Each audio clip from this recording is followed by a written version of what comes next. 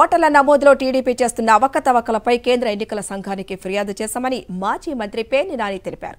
కోనేరు సురేష్పై చర్యలు తీసుకోవాలని సీఈసీని కోరామన్నారు. టీడీపీ సేకరిస్తున్న వ్యక్తిగత సమాచారం మై పార్టీ డాష్ బోర్డుపై కూడా సీఈసీ వివరించామని తెలిపారు. చంద్రబాబు పీకే సమావేశంపై పేర్ని నాని సెటర్లు వేశారు. వ్యూహకర్తలు మారినంత మాత్రాన ఉపయోగం లేదన్నారు.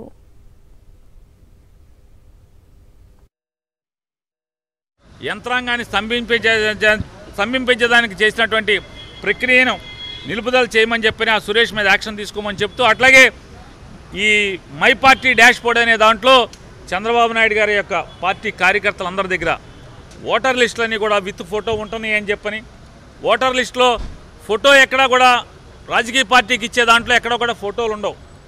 దాంట్లో అన్నిట్లో కూడా ఓన్లీ పేరు, వయస్సు, అడ్రస్ మాత్రమే ఉంటాయి. కానీ ఈ మై పార్టీ డాష్ బోర్డ్ అనే దాంట్లో ఓటర్ లిస్టులో ఫోటోలు ఉంటున్నాయి.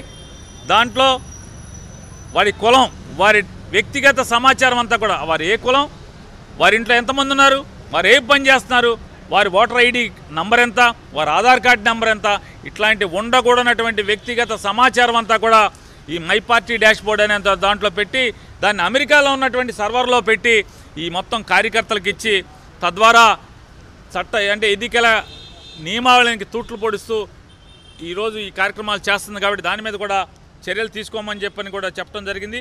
మేము అవి చేస్తామని చెప్పని కార్యక్రమాలు పెట్టారో అవన్నీ కూడా వ్యక్తిగత సమాచారాన్ని సేకరించి, వారి వయసుతో సహా అన్నీ సేకరించి, వారికి వ్యక్తిగతంగా వారికి చంద్రబాబు నాయుడు పేరు మీద ఉత్తరంలాగా రాసి ఆన్లైన్లో వారికి పంపిస్తున్నారు. మీరు ఎన్నికలు అయిపోగానే జూన్ మాసం నుంచి మీరు సంవత్సరానికి 2 లక్షలు, 3 లక్షలు లేదా 1,00,000 చిల్లరో మీరు డబ్బులు పొందటానికి, ప్రభుత్వం నుంచి డబ్బులు పొందటానికి మీకు సంపూర్ణమైన అర్హత సాధించారు. చంద్రబాబు నాయుడు ముఖ్యమంత్రి అవ్వగానే సంవత్సరానికి మీకు 5 సంవత్సరాలకి, సంవత్సరానికి ఎంత వస్తుంది, 5 ఏళ్ళకి ఎంత వస్తుందని చెప్పని వ్యక్తిగతంగా ప్రలోభ పెట్టేదానికి కూడా వారు ప్రయత్నం చేస్తున్నారు. ఇట్లాంటి తప్పుడు విధానాలని అరికట్టాలని చెప్పని కూడా ఎన్నికల కమిషన్, కేంద్ర ఎన్నికల కమిషన్ వారికి కూడా ఫిర్యాదు చేయడం జరిగింది.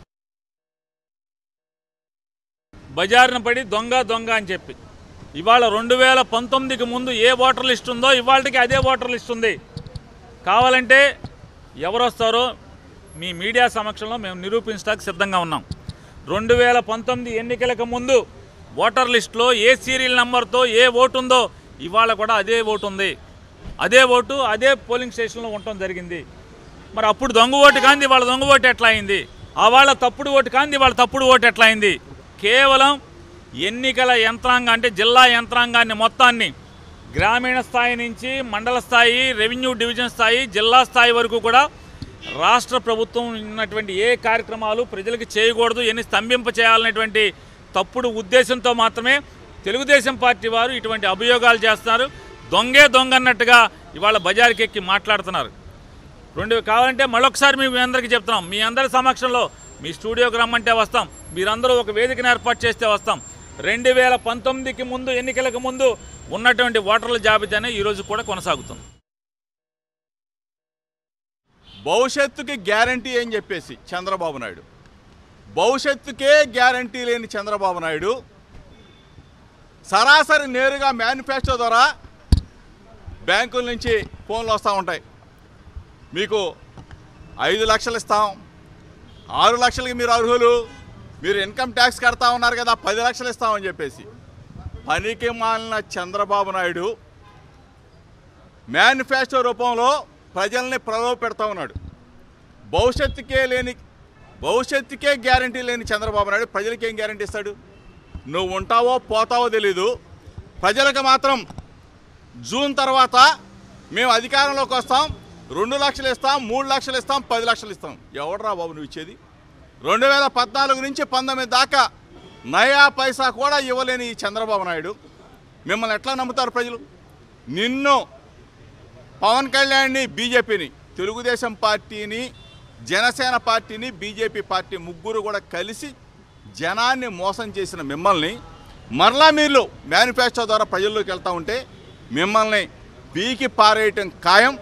మీరు ఎన్నికల కమిషన్కి రిపోర్ట్ ఇచ్చిన 10 లక్షల ఓట్లు జాయిన్ చేశారని రిపోర్ట్లు ఇచ్చారు. ఒకరోజేమో తొలగించామంటారు, ఒకరోజేమో జాయిన్ చేసామంటారు.